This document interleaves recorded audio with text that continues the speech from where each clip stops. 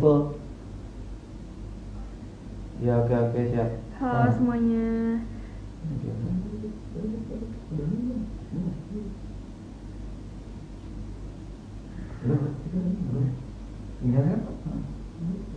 Hai. Mohon maaf ya semua karena memang kita eh, agak telat mulainya karena memang beberapa hal yang bikin telat. Oke, sekarang kita mulai. Aku mau undang Kotufel. Kotufel yang ini ya, saya request. Enggak, kita cari kesini. Oh,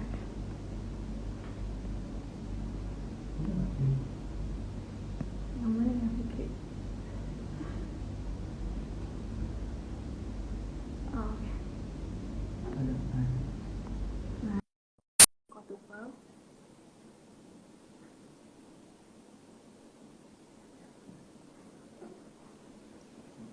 Hai, halo guys. Halo. Hey, apa kabar? Baik.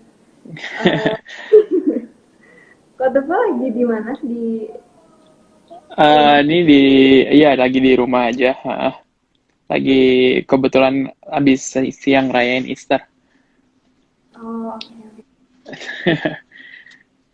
Oke, mungkin sebelumnya ini udah banyak ya yang join. Aku mau kenalin dulu nih. Saat ini kita bakalan ngobrol-ngobrol panjang tentang gimana sih tentang gimana COVID-19 itu di Singapura ya kok ya. Sebelumnya mungkin yang belum kenal sama Ko Tufel ini, Ko Tufel ini adalah seorang managing partner dari News Agency dan juga kemarin beberapa waktu yang lalu Ko Tufel sempat memenangkan penghargaan di Finance Award di Dubai ya kok ya.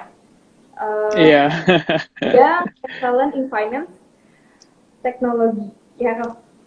Iya. Iya, betul. Thank you.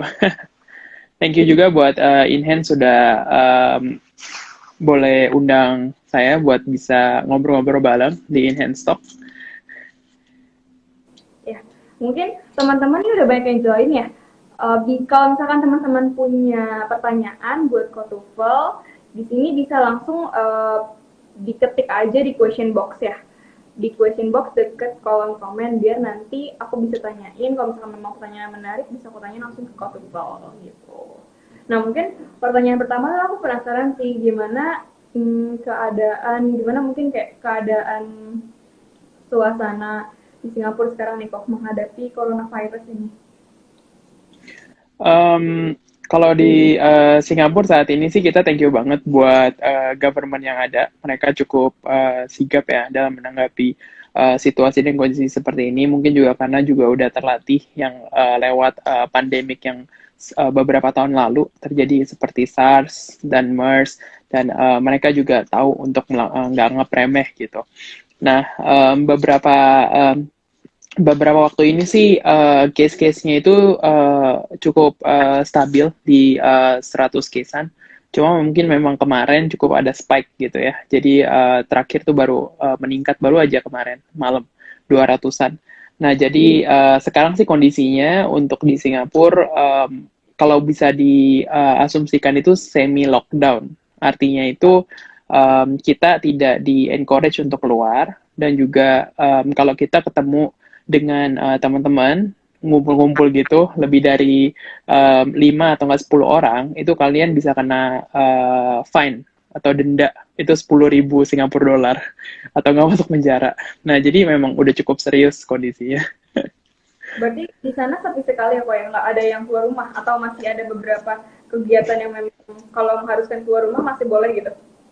Atau benar-benar Um, Ya, untuk kebutuhan yang esensial aja, itu kita diperbolehkan. Jadi, tempat makan dan juga groceries itu masih bisa diakses. Untuk makannya itu juga, kayak contohnya kalau misalnya teman-teman kayak suka ke salah satu tempat makan, itu kita nggak boleh makan di tempat. Jadi kita cuman bisa bungkus beli ya? doang, bawa pulang. Iya.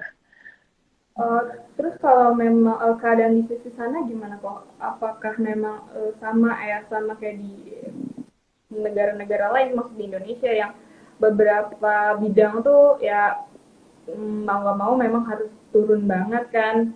Jadi turun karena si keadaan yang sekarang. Nah, kalau di Singapura gimana dan gimana nih para pebisnisnya itu bisa apa ya buat bisnis mereka tetap sustain walaupun di saat-saat yang krisis seperti ini. Um, jadi kalau untuk dari bisnis, I think yang pertama kali kena hit itu adalah bisnis travel. Dan Ya, karena situasi seperti ini, traveling pergi dan keluar dari Singapura itu dibatasi, ya. Jadi ada juga beberapa negara yang memang udah di shutdown, nggak boleh masuk ke Singapura. Untuk industri kedua yang kena dampak banget itu adalah industri retail. Nah, karena setelah kita dikeluarkan mulai dari 7 April kemarin, kondisinya semi lockdown, orang-orang jadi mempunyai daya beli yang semakin rendah. Jadi orang-orang lebih mau keep keep cash, keep mereka punya aset dan nggak mau banyak keluar-keluar. Dan itu industri retail kenanya besar sekali dampaknya. Karena dengan seperti itu, khusus especially yang kena dampak banget itu kayak fashion, kayak kebutuhan yang non esensial, itu banyak sekali mereka yang mensuspend employee-nya. Artinya mereka dirumahkan sementara, nggak dipecat tapi dirumahkan. Artinya ya pendapatan mereka juga nggak ada gitu ya sementara ya. Kalau di sisi yang lain, tapi jadi kalau misalnya kalian lihat ya setiap kali ada krisis, kalau dari kata bahasa Mandarin krisis itu pasti ada um, bencana. Itu kan dari dua kata ya, dari bencana dan dari opportunity. Nah, jadi di sisi lain itu ada bisnis juga yang meningkat. nah ya, Kalau kondisi pandemik seperti ini. ya, Nah, kalau di Singapura, I think juga itu sama dengan negara lain ya. Bisnis-bisnis yang meningkat itu seperti e-commerce contohnya. Karena semua orang itu nggak bisa pergi keluar, mereka jadi berbelanja lewat e-commerce dan uh, tetap barang-barangnya itu bisa diantar ke rumah. Dan itu justru yang dihimbau sama pemerintah. Sehingga kalau misalnya kamu ngelihat trafficnya e-commerce, itu meningkatnya lumayan tinggi ya. Dari e-commerce, kemudian yang kedua telco pastinya. Kalau misalnya kayak sekarang kita lagi butuh banget in hand internet. stock, pasti kita akan pakai data. Nah, semuanya pada beli data tuh di rumah. Jadi pada main Dengan game lah, nonton Netflix. kayak gitu sih. Ya, bisa juga. Nah, kondisi kayak di Singapura juga penggunaan data meningkat. Dan yang terakhir itu, yang ketiga itu seperti online delivery, kayak food delivery, itu meningkat sekali. Jadi penggunaannya itu meningkat hampir 2 kali lipat dari traffic biasanya. Terus kalau misalkan ada nggak sih kok bisnis-bisnis lain yang memang sebelum pandemik nih namanya nggak kelihatan, tapi setelah pandemik tuh jadi wah dia laku sekali mungkin kayak bisnis alkohol gitu-gitu ya kok hand sanitizer kan banyak banget di apa ya dijualin sekarang ya kalau menurut kok Tufel gimana tuh kalau di Singapura apakah sama juga. Kalau di Singapura sih gini, kalau untuk kita kan government-nya itu banyak sekali mengeluarkan regulasi. Jadi ada juga uh, kayak orang-orang yang coba untuk mencari opportunity dari kondisi krisis ini seperti hand sanitizer ataupun masker. Nah, itu government sudah nge-ban orang-orang yang ngejual dengan harga yang berlebihan. Sehingga supply untuk seperti masker dan juga hand sanitizer sih cukup terjangkau ya sekarang sampai dengan saat ini. Kalau misalnya kita mau pergi nih ke Watson atau Guardian kayak tempat-tempat yang healthcare itu kita masih bisa akses ya. Itu baiknya. Nah, kalau yang nanggepin komennya Tika, seperti bisnis apa sih yang sekarang lagi banyak banget nih yang bermunculan ya. Nah, kalau dari kondisi sekarang, seperti startup-startup yang ada di dulu itu jarang banget orang perhatiin, itu di area healthcare, health tech, sama yang kedua itu di area edutech. Nah, jadi kalau dari dulu, kayak contoh kalau di Indonesia ya, kalau di Indonesia orang siapa aja sih yang tahu ada Halo Dokter atau Halodoc, siapa juga yang pakai, bener nggak? Nah, kondisi Benar-benar. pandemik seperti ini, karena orang berbondong-bondong ke rumah sakit dan mereka punya simptom-simptom yang kayak contohnya COVID itu simptomnya kan seperti kayak flu. Orang kadang-kadang tuh tersaru antara saya kena flu atau kena COVID. Nah, mereka butuh ada diagnosa kan, simptom. Nah, mereka mulai adopsi Halodoc lah atau yang seperti ini. Itu di health tech. Jadi health tech karena ada pandemik ini, opportunity health tech itu meningkat. Dan yang kedua, dari edutech. Nah, kamu bayangin siapa yang pernah kepikiran sih atau orang yang pernah mikir kalau belajar online itu sama belajar secara fisik, ketemu face to face, itu lebih efektif yang mana sih? Banyak Eh, sekali mayoritas. Itu iya. menurut kamu gimana, Tika? Menurut aku sih lebih enak langsung sih sebenarnya ya. Nah, ini benar kan?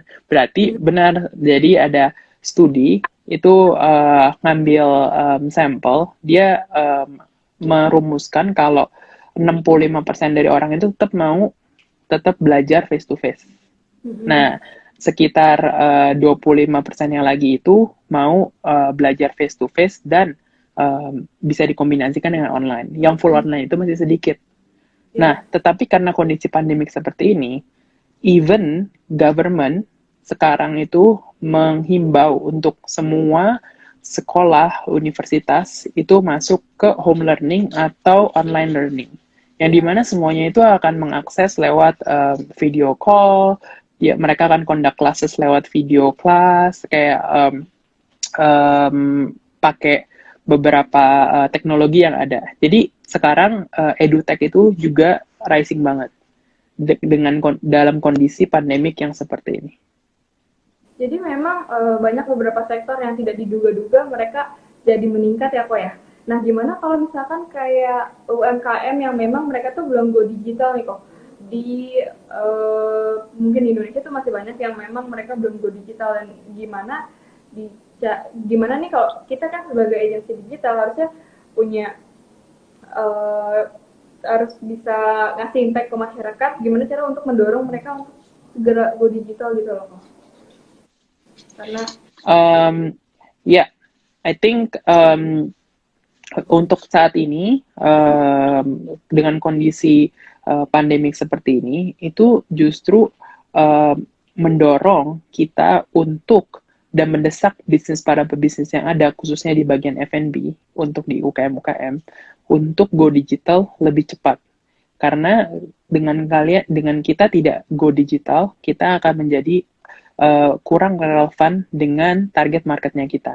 Coba bayangin Tika, saat ini kalau misalnya kita mau melakukan akuisisi customer, orang zaman dulu masih kalau bisnis pada biasanya mereka akan berpikir bahwa oke, saya akan coba offline, Pak, saya akan coba taruh di billboard, akan saya taruh beberapa marketing mix seperti roadshow ataupun juga lewat brosur. Ya, coba bayangin sekarang kondisinya semuanya semi lockdown. Orang udah nggak bakalan ada di mall, nggak bakalan ada di jalanan. Satu-satunya cara untuk kamu bisa menggapai konsumen kamu adalah lewat channel digital. Makanya penting banget untuk setiap bisnis yang ada itu beradaptasi.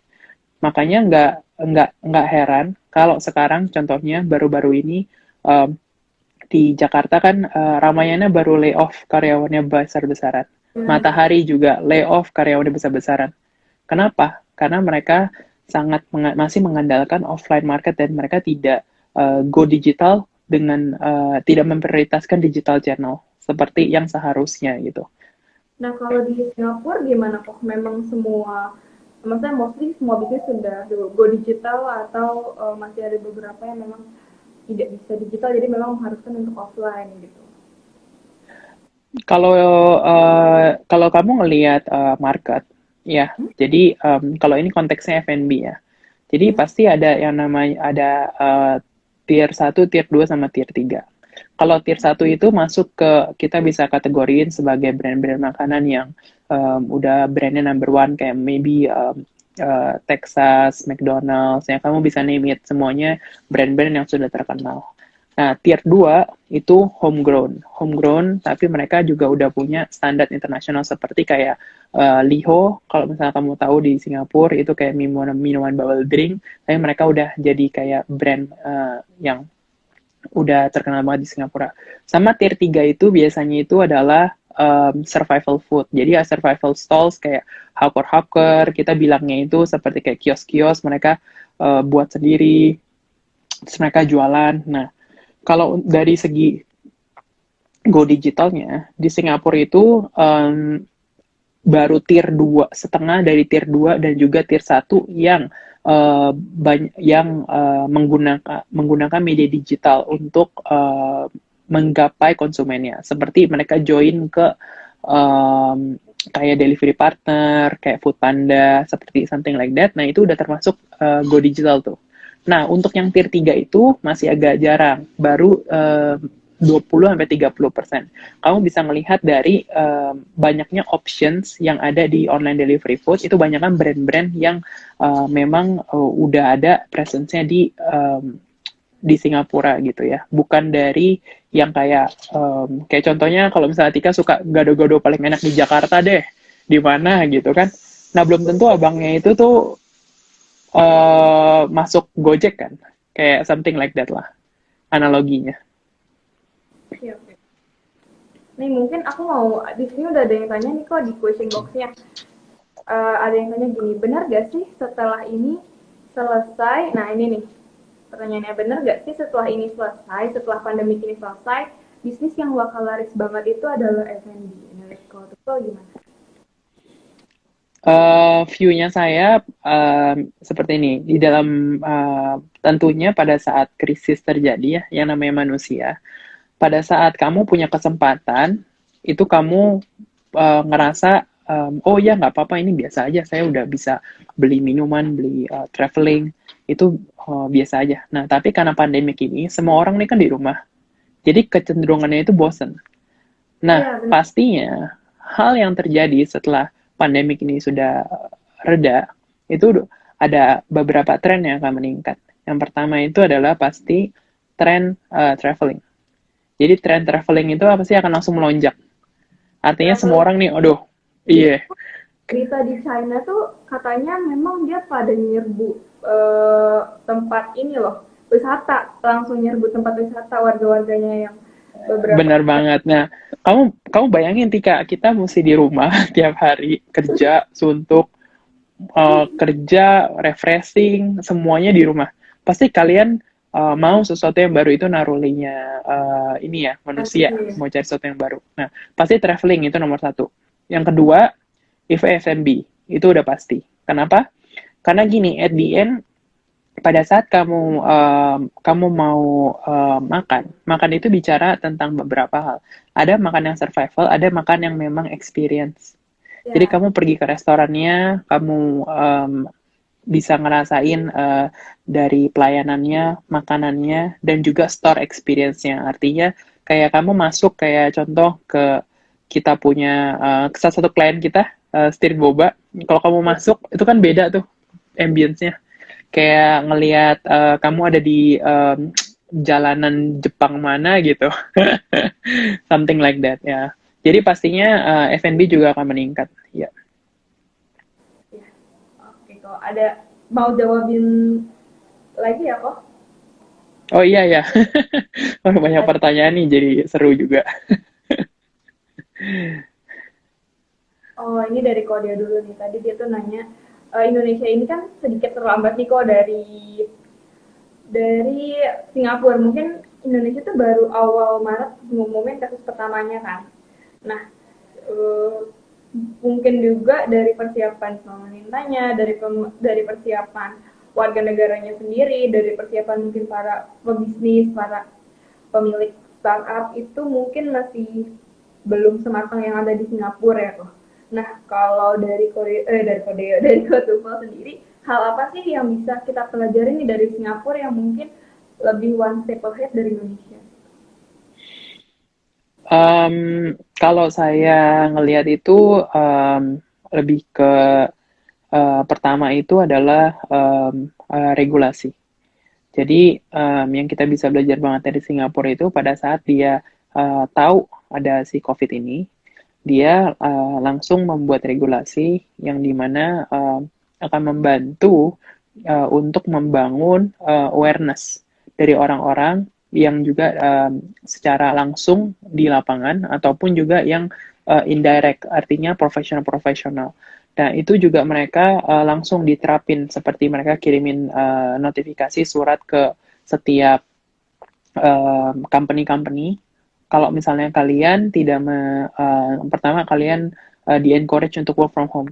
Kedua, mereka harus bikin seperti tracing history. Jadi seperti kalau misalnya di company Singapura, itu kalian setiap kali mau masuk ke meeting room, itu kalian mesti isi absen. Jadi kamu bisa nge-trace, artinya kamu bisa tahu, lagi kalau misalnya ada satu orang keinfeksi beberapa hari sebelumnya, karena kan ini COVID itu kan 14 hari, kamu nggak tahu simptomsnya itu dia bakalan nempain siapa aja. Jadi kamu bisa langsung telusuri sedetil-detilnya siapa aja yang potensi kena COVID itu dari orang ini. Seperti itu. Nah, itu seperti dua contoh yang dia lakukan. Sama yang ketiga itu, dari policy yang dibuat itu, government mengencourage untuk setiap non-essential services seperti di luar dari makanan, bank, ataupun juga kayak emergency, layanan emergency hospital seperti itu, mereka disarankan untuk work from home. Artinya itu setiap karyawannya itu tidak di-encourage untuk datang ke kantor. Nah, hal kedua yang kita bisa pelajari dari Singapura itu adalah kemampuannya dia untuk berinvestasi ke healthcare. Artinya pada saat si COVID ini udah mulai berjalan, dia langsung beli test kitnya yang ada di Cina itu untuk mereka bisa pakai di Singapura, didistribusikan ke semua rumah sakit yang ada, sehingga orang itu bisa dites dengan baik dan nggak didiemin aja gitu. Nah, itu juga yang I think Indonesia itu perlu gercep lah untuk bisa belajar dari Singapura ya. Oke, so tadi kan kita ngobrolin tentang oh, ini ada pertanyaan menarik nih dari Not Rich Lokal. Dia nanya tentang apakah robot jadi pilihan buat startup yang marketnya lagi lesu atau ada aksi lain yang lebih jitu? Dia tanya gimana nih, apakah bisa digantikan, mungkin kehadiran kita bisa digantikan jadi robot atau masih belum sampai situ nih sebenarnya. Jadi kalau saya nangkep dari pertanyaannya ini, ya gimana? Ribut, maksudnya apakah ribut bukan robot? Oh, oke. Reboot ya. Reboot itu artinya reset gitu. Konotasinya. Apakah reboot jadi pilihan buat startup yang marketnya lagi lesu? Mungkin I think view-nya saya ya, kalau dari kondisi seperti ini penting banget khususnya untuk startup ya. Startup itu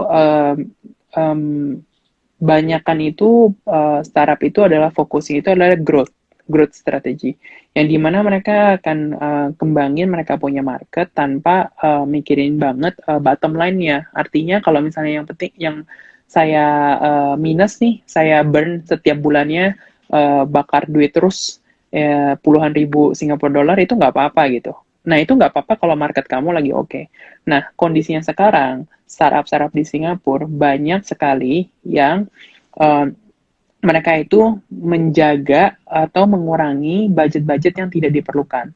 Artinya itu pilihan yang pertama itu adalah kamu bebenah di startupnya kamu untuk mengurangi pengeluaran yang tidak perlu. Artinya kayak ads, apakah sekarang adalah kondisi yang tepat untuk kamu tetap burn your money untuk acquire customers. Nah, itu opsi yang pertama. hingga juga kamu bisa melakukan seperti restrukturisasi atau perampingan. Itu lumrah-lumrah saja gitu. Karena kamu perlu memastikan bahwa kamu ada runway ke depan atau kamu bisa bertahan melewati krisis ini. Ya. Yang kedua, pastinya opsinya itu adalah kamu mensuspend. Kalau misalnya kamu startupnya belum mulai atau masih di dalam idea phase dan kalian mulai masih development untuk coding seperti itu, ada mungkin juga pilihan, ada baiknya kalian juga bisa suspend kalau adanya ongoing cost. Kalau misalnya nggak ada ongoing cost, ya lanjutin aja menurut saya. Karena itu apa namanya, kan kalian juga invest time sama effort ya. Sebisa mungkin sih menurut saya kalau yang tidak masuk ke dalam kategori yang esensial atau opportunis dalam pandemik ini, coba untuk mengurangi pengeluaran yang tidak perlu. Iya, berarti kita harus lebih hidup irit-irit ya kok ya di masa pandemi ini. Oh, pertanyaan dari Togo and Oreo. Apa aja sih strategi startup Singapura untuk bisa menggait new audience atau new customer? Jadi mungkin biar bisnisnya tuh bisa lebih growth gitu kok. Meskipun dalam suasananya kayak gini, tetap nge-create ada customer baru, mendatangkan customer baru. Oke, ini menarik banget nih pertanyaannya.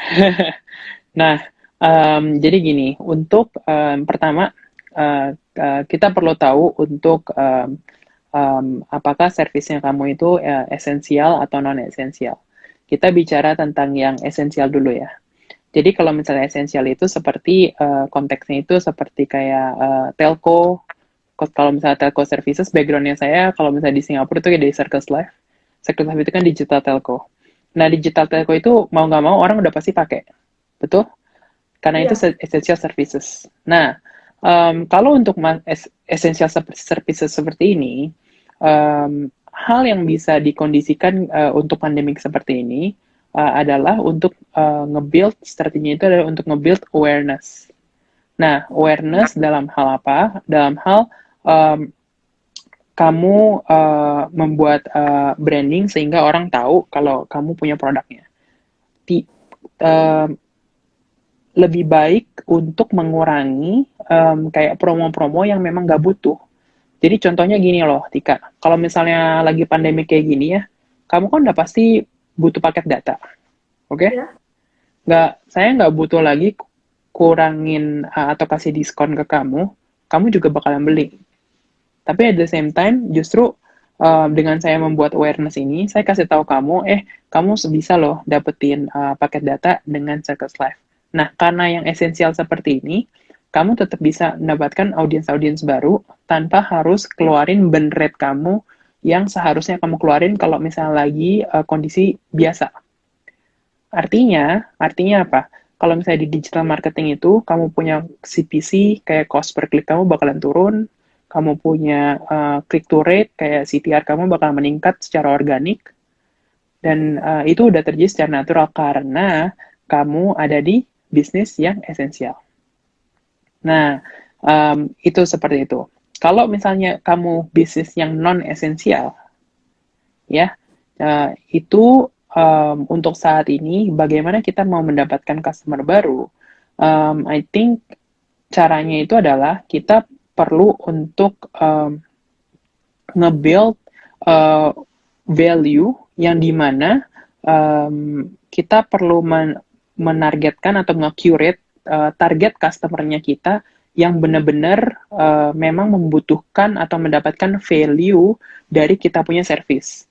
Maksudnya saya itu seperti ini. Jadi contohnya kalau misalnya kamu punya data analytic tools, kamu perusahaan startup yang ngurusin ngolah data.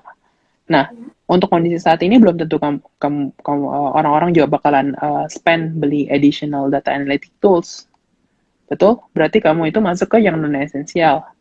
Nah, dengan kondisi seperti ini, kamu baiknya fokusin dari customer kamu tadinya ada 3 tipe atau 3 namanya persona. Kita bilang ada target customer yang kita ini ada 3 tipe nih.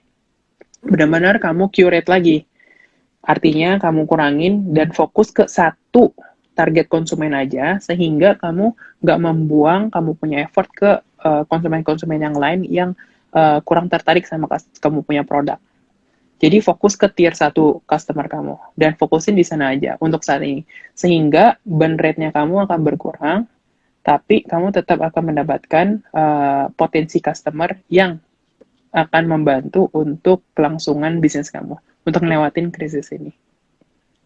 Oke, jadi untuk datengin customer baru memang harus kita ibaratnya harus memperkuat branding juga ya kok, supaya tipe si customer yang memang kita mau tuju itu benar-benar nempel banget gitu brandingnya, terus akhirnya mereka tertarik untuk apa ya, untuk beli produk kita. Mungkin sekarang tuh kan banyak ya kok ya, kayak sekarang tuh banyak banget, kayak aku sih ngelihatnya di e-commerce tuh laku banget kayak matras, terus dumbbell buat memang mereka olahraga di rumah. Banyak yang DIY gitu loh kok, kayak sekarang tuh banyak yang jual itu. Mungkin hal-hal yang kayak gitu bisa jadi bisnis baru nggak sih kok, buat misalkan mereka mau bikin bisnis baru yang karena bisnis mereka yang sebelumnya tuh memang lagi turun. Jadi bisa nggak sih kalau kita nge-create bisnis baru yang memang saat ini lagi dibutuhin sama masyarakat, atau mungkin lebih ke ngembangin bisnisnya mereka tuh uh, ke arah apa yang kita butuhkan sekarang. Mungkin banyak di Indonesia tuh kayak toko-toko kopi tuh, kayak misalkan aku sih liatnya tuh kalau nggak salah Kopi Su gitu-gitu, mereka tuh bikin kayak produk jamu gitu loh kok, baru yang bener-bener memang lagi dibutuhin sama masyarakat gitu. Menurut Tufel nih, untuk kayak ngembangin bisnis ke arah yang lebih dibutuhkan masyarakat sekarang itu gimana kok? Apakah setuju atau mungkin ada cara lain? Um, saya saya lihat untuk F&B, pastinya dengan kondisi yang saat ini, kalau misalnya ngejawab, kalau misalnya kita jawabnya ada dua ya. Ada yang punya existing business, sama ada yang baru mau mulai. Ya. Kalau untuk lewatin krisis seperti ini, kita bahas yang existing business dulu. Untuk existing business, memang sarannya saya itu untuk kita juga bisa keluarkan produk-produk temporary atau seasonal product.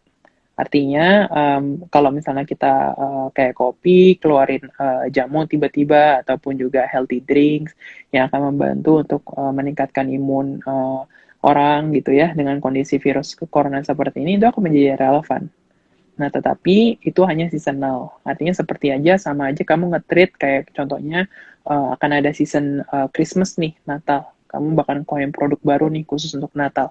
Nah, itu kita boleh lakukan untuk juga bisa menggarap minat konsumen-konsumen yang ada. Nah, akan tetapi ingat kembali lagi, untuk ngegarap produk seasonal ini juga nggak gampang. Karena kita itu juga banyak sekali itu akan keluar dari main strength point dari si existing bisnisnya itu. Apakah itu nggak apa-apa ya kita keluar dari value bisnis kita yang dari awal gitu loh kok? Untuk banyak juga kayak perusahaan-perusahaan retail ya kok ya, tiba-tiba mereka nggak produksi masker gitu loh, karena memang masker sekarang lagi laku gitu. Kalau untuk dari seasonal product seperti ini ya, itu menurut pandangan saya itu nggak apa-apa. Jadi banyak juga kayak contohnya company-company itu akan, karena contohnya nih mereka cari masker tuh susah. Mereka ngebundle produknya mereka dengan masker. Nah, itu kan nggak ada hubungannya sama sekali ya. Jadi kayak kamu beli software gitu ya.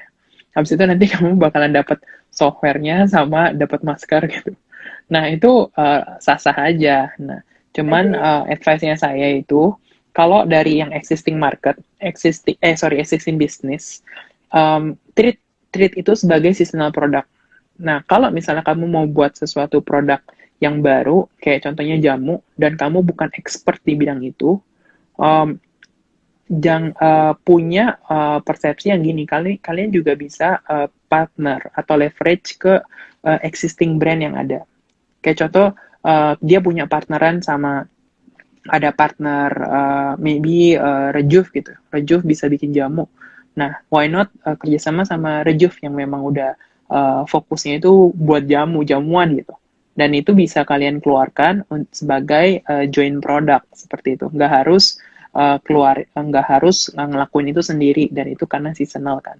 Sehingga kualitas produknya itu tidak terdegradasi dan akan menyebabkan dampak yang buruk ke brandnya kamu. Nah, kalau untuk menanggapi yang bisnis baru, dan kalau misalnya bisnis baru ini sih sah-sah aja. Kamu mau masuk ke matras, mau masuk ke masker atau even hand sanitizer, itu bebas. Dan untuk ngegarap ini, kamu juga bisa. Nah, hal yang terpenting yang perlu kita sadarin adalah kebutuhan atau demand ini adalah seasonal.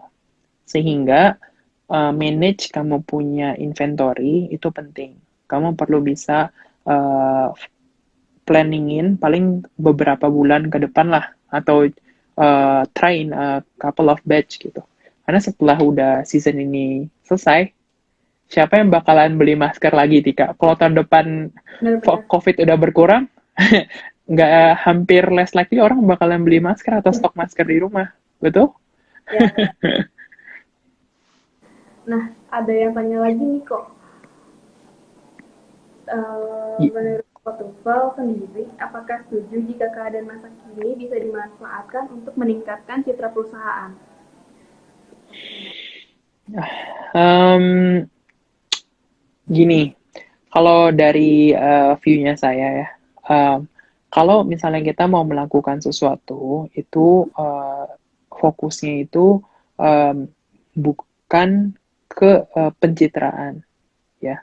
Jadi fokusnya itu adalah manfaat yang benar-benar diterima sama masyarakat, dan intensinya kita sebagai perusahaan mau menolong saudara-saudara kita yang kurang beruntung. Artinya kurang beruntung itu dalam kondisi seperti ya kena musibah ataupun kena COVID ini, sehingga mungkin dia juga nggak sakit COVID tapi kena dirumahkan. Nah, seperti itu lebih penting untuk kita fokusin intentionnya. Nah, dengan sendirinya pada saat kita melakukan kegiatan-kegiatan seperti ini yang biasa bisa kita bilang CSR, itu akan pastinya memberikan dampak positif ke citra perusahaan. Tapi yang terlebih penting, Tika, fokusnya itu bukan pencitraan, Oke, tapi baik. fokusnya itu adalah untuk memberikan Lebih ke manfaat. ini ya. Iya, Ada yang tanya lagi nih kok. Nama dari Mita Nurbaiti. Misal saya pemilik suatu brand saat masa pandemik ini mungkin maksudnya. Eh, saya menutup brand saya saat akan mulai buka lagi. Cara mungkin maksudnya adalah cara efektif biar nanti ketika udah buka lagi tuh langsung banyak customer yang minat gitu loh sama produk kita. Itu gimana ya kok? Bisa mungkin kayak gini loh. Kita saat ini tutup mungkin ya sembari untuk nyiapin langkah-langkah ke depannya supaya brand kita tuh nantinya tetap bisa naik gitu. oke. Orangnya masih ada nggak ya? Boleh kasih contoh spesifik dia itu di area apa industrinya, brandnya, Oh, brandnya itu main di mana ya? Biar bisa lebih boleh boleh boleh. spesifik. Mungkin buat Kak Mita boleh kasih contoh brandnya Pak yang lebih spesifik Iya, di Jakarta. mungkin seperti kayak brandnya itu kayak brand F&B kah, atau brand fashion, atau brand apa gitu yang digelutin.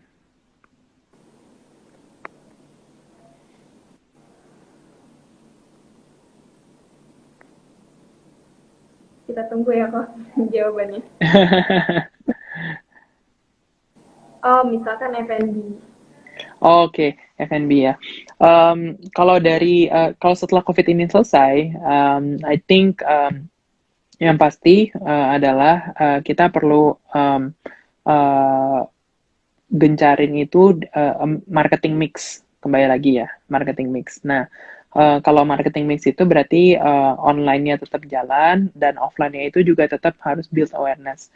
Nah, di online itu dan offline itu yang terlebih penting itu adalah um, tonjolkan itu ke area-area yang bikin orang itu mau nyobain, karena orang itu kan udah pasti bosen, Hmm. ya kan?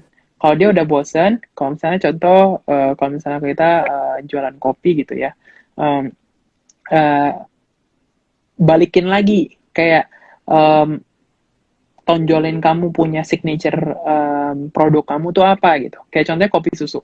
Kalau misalnya kamu kopi susu itu bikin orang balik lagi dan suka karena rasa unik kopinya, dan kamu akan fokus ke konten-konten kamu untuk marketing di area-area produk keunggulannya kamu. Nah, jadi contohnya kayak Arabica gitu ya. Cobain COVID-nya udah selesai, cobain lagi nih kopi Arabica yang dari X brand. Bikin kamu ketagihan atau something like that. Yang bikin orang mau kembali lagi nyobain atau nge-recall balik experience-nya dia waktu dia minum kopi sebelum si COVID. Sehingga orang bakalan tendensi untuk, oh iya waktu itu enak nih, gue mau minum lagi nih. Sekarang kan udah balik lagi, gue pengen cobain lagi gitu. Tapi itu apakah menurut Portugal sendiri ya, setelah pandemi ini apakah kita akan hidup seperti sebelum-sebelumnya gitu? Apakah dunia ini akan kembali semula seperti sebelumnya atau memang ada banyak sektor-sektor yang berbeda, mungkin dari segi digital, dari segi startup sendiri perkembangannya gimana mau ke depannya? Um, Pandemik ini kan udah terjadi kurang lebih 3 bulan terakhir ya. Dan I think Bulan, 4 bulan bulan. ya, ya, ya. Nah, I think ke depannya itu akan mungkin another 2 to 3 months ke depannya, sehingga akan cukup signifikan untuk mengubah behavior customer kita. Dan itu penting banget.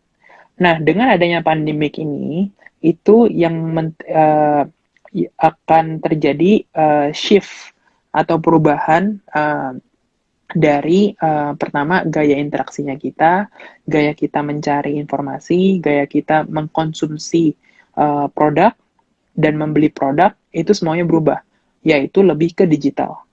Jadi menjawab pertanyaan Tika, iya pasti akan ada perubahan dan dampaknya itu akan lebih ke digital. Jadi adopsi digital untuk konsumen-konsumen yang ada itu akan meningkat. Sehingga itu akan membuat kita lebih lagi harus fokus dan mempersiapkan brandnya kita untuk masuk ke channel-channel digital. Oke, berarti nanti mungkin usaha digital tuh bakal naik banget ya kok ya. Ya, jadi penting banget untuk kita tetap stay relevant. Jadi contohnya kalau misalnya kamu ke F&B, make sure kamu bisa masuk partnership ke online delivery goods, kayak brand-brand yang udah ada, dan make sure kamu punya offline store itu punya dan didukung oleh agency digital yang bisa membangun brandnya kamu di dunia digital ini dengan baik. Artinya di sosial media kamu, di kamu punya FB, Twitter, this kind of stuff. Nah, mungkin ini ada dua pertanyaan yang bisa aku gabungin ya. Pertama dari Majesti Denaya, dia nanya tentang how to get clients dalam quarantine as a videographer. Satu lagi tuh tanya tentang ngomongnya soal travel yang menurun di kala pandemi, ada kita tertentu untuk tetap memasarkan meskipun tetap sustain. Jadi kayak beberapa, kalau dari videografer dan fotografer tuh pasti jobs mereka menurun karena wedding juga sepi dan event-event juga sepi. Nah, untuk travel kan juga sepi ya, kok dua bidang tersebut mungkin bisa jadi sepi. Nah, gimana cara unik mereka untuk tetap sustain gitu, apa masih bisa tetap sustain walaupun keadaannya kayak gini. Oke. Jadi aku jawab yang pertama dulu ya, Tika. Jadi mungkin soalnya agak beda. Nanti yang kedua tolong dibantu juga ya. Bantu diulang pertanyaannya. Jadi yang pertama, artinya yang pasti kalau di konteksnya sebagai videographer, uh, untuk kita bisa dapetin klien baru, satu-satunya cara I think yang paling efektif itu dengan digital channels melalui digital advertising. Dan untuk Indonesia konteksnya ada dua yang paling efektif itu lewat Facebook Ads and then juga lewat Instagram Ads. Nah, tidak berhenti di situ karena Facebook Ads dan Instagram Ads itu hanya memberikan kalian exposure. Setelah mendapatkan exposure, kalian mesti pikirin, setelah mereka ngeklik, mereka akan lari kemana? Mereka akan lari ke yang namanya landing page. Nah, landing page itu kita perlu build, dan itu simple. Udah banyak banget tools-tools yang udah ada untuk kalian bisa bikin website tanpa harus coding. Dan prepare aja simple website, sehingga produk yang kamu mau jual itu tuh, gimana? Jadi portofolio kita ya websitenya. Ya, bisa juga di dalam landing page itu, kalau menurut saya, yang paling penting itu kalau misalnya fotografer itu adalah karyanya kamu. Karyanya kamu sebagai fotografer, sehingga orang bisa langsung ngelihat, nge-view gitu ya. Sehingga orang akan build trust. Nah, setelah itu, kasih tahu produknya kamu itu apa aja opsinya. Nah, keep it simple. Sehingga orang bisa langsung milih. Kayak contohnya di dalam kondisi pandemik seperti ini yang paling bisa digarap tuh videografi tuh apa sih gitu kan, kayak contohnya bisa aja tergantung target segmennya kita, apakah kita mau targetnya ke brand atau kita juga bisa targetnya ke pemain-pemain e-commerce, orang-orang yang contohnya punya produk, habis itu mereka mau di videoin produknya untuk bisa ngejual gitu ya, kayak contohnya mereka bisa aja kan bikin short video gitu ya tentang produknya dia. Nah, seperti itu. Dan itu juga bisa banget untuk mendapatkan klien-klien. Dan setelah itu, setelah udah kalian dapetin istilahnya leads ya, leads yang udah dapetin, pikirin juga mekanisme untuk kalian mentargetkan. Mentargetkan itu seperti gimana kalian mau memfollow up-nya dia. Nah, itu biasanya lewat online onboarding. Artinya, ya lewat digital channels, lewat WhatsApp, video call, untuk kalian bisa reach out ke konsumennya dan kalian bisa berkomunikasi. Nah, itu untuk kalau dari saya strateginya buat yang videografi ya. Nah, untuk pertanyaan kedua itu lebih ke apa ya Tika ya tadi ya? Pariwisata sih kok, jadi kayak gimana sih, kan travelnya menurun, apakah tetap mereka tuh bisa tidaknya promosi, tetap bisa promosi walaupun lagi masa pandemi kayak gini. Nah, kalau travel nih ya, nih kalau menurut saat ini contoh konteksnya itu adalah destinasi wisata ya, ataupun kayak tempat-tempat mau kayak satu tempat yang laris untuk tempat wisata, ataupun juga contohnya kayak hotel atau apapun ya. Nah, kalau untuk kondisi saat ini yang bisa kita tanggapin untuk melewati krisis ini adalah kamu better pikir gini, ini kan kondisi saat ini itu adalah present, oke? Ada yang namanya future. Nah, ada strategi yang namanya future sales. Artinya adalah kamu melakukan penjualan saat ini, tetapi untuk masa depan. Nah, konteksnya itu seperti ini. Jadi, contoh kalau misalnya kamu punya, paling gampang di Singapura ada Universal Studio, tahu nggak? Kayak Dufan. Ya, tahu ya. Universal Studio Singapura melakukan seperti ini. Kamu bisa beli saat ini dengan discount rate, sehingga kamu bisa pakai vouchernya itu dalam 1 tahun ke depan. Nah, jadi itu namanya future sales. Sehingga kamu bisa mendapatkan income tetap saat ini untuk ngejaga, kamu punya pendapatan untuk melewati krisis, dan konsumen kamu itu kamu juga bisa tetap udah ada gue guarantee konsumen kamu di masa depan. Nah, jadi kamu bisa jualin ya future sales. Jadi Masukannya bisa saat ini bisa tetap dapat pemasukan ya kok ya. Betul, tapi penggunaannya itu di nanti di masa depan seperti itu. Dan Oke, itu pastinya ya pasti kasih deals-deals khusus lah. ya, itu berguna banget sih kalau sarannya. Pasti untuk para pebisnis yang travel yang memang saat ini paling besar ya kok ya mengalami penurunan. Iya, signifikan banget. Kalau misalnya kamu ngelihat dari deals Tritasia, kayak baru-baru Mhm. ini Traveloka juga akan ngumumin dia bakal lay off banyak karyawan. Oke, mungkin ini tuh kayaknya kalau aku hitung tuh waktu kita kan kalau di IG Live itu terbatas ya kok ya, cuma nggak bisa lebih dari 1 jam. Nah jadi kayak maaf banget yang udah ini banyak banget lah sebenarnya, tapi nggak bisa eh, nggak bisa kita jawab semuanya.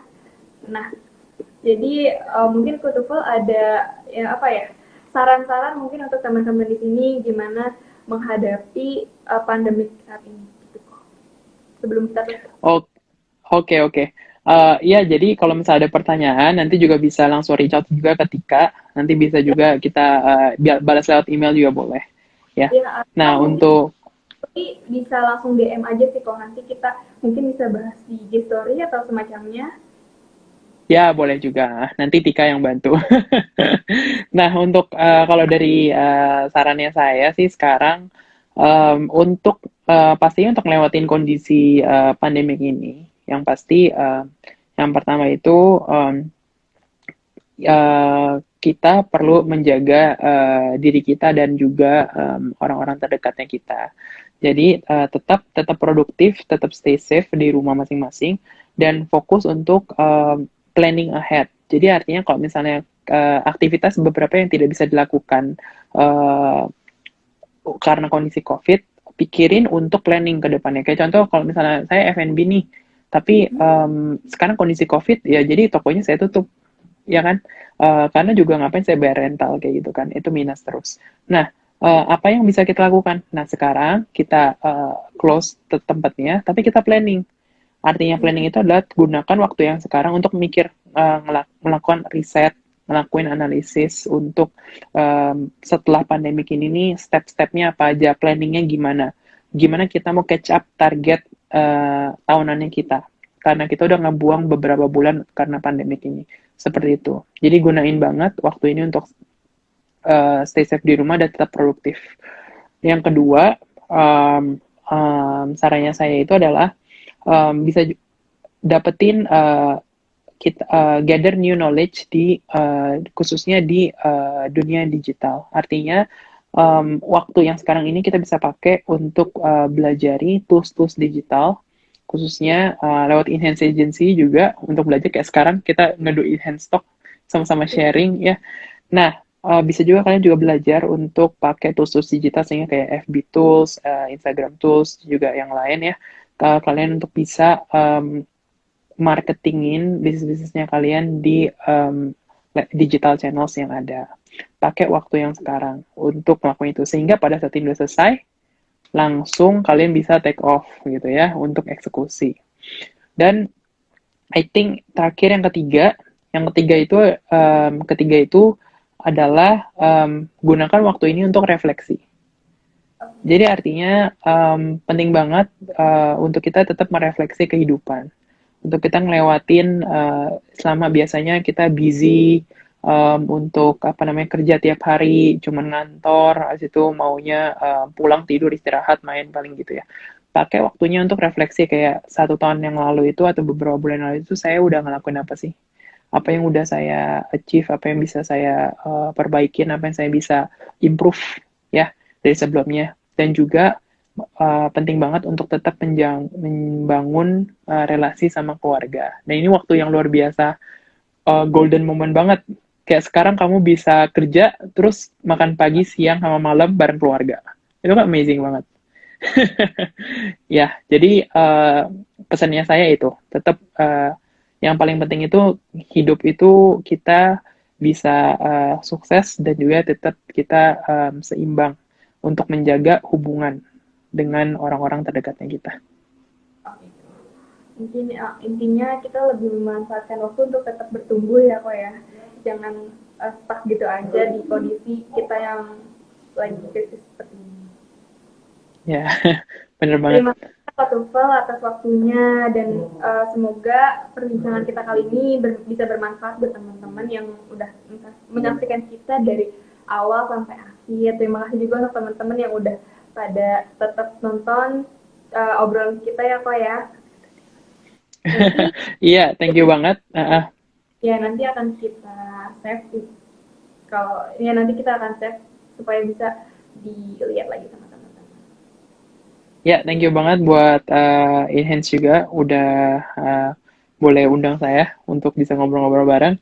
Nah, I think sukses terus buat tim-tim Enhance dan juga teman-teman yang lain. Jangan lupa teman-teman yang lain juga ikut subscribe Enhance Agency biar nggak ketinggalan untuk Enhance Stock berikutnya. Oke, thank you. Oke, thank you.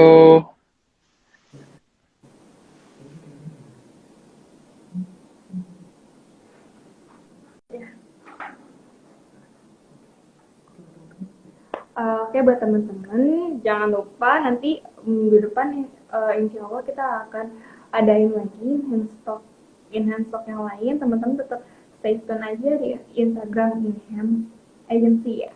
Oke. Dadah. Dadah, ini dia Dadah. nih, ada tim produksinya, tim produksi tim dari layar. Dadah. Dadah. Kita end ya.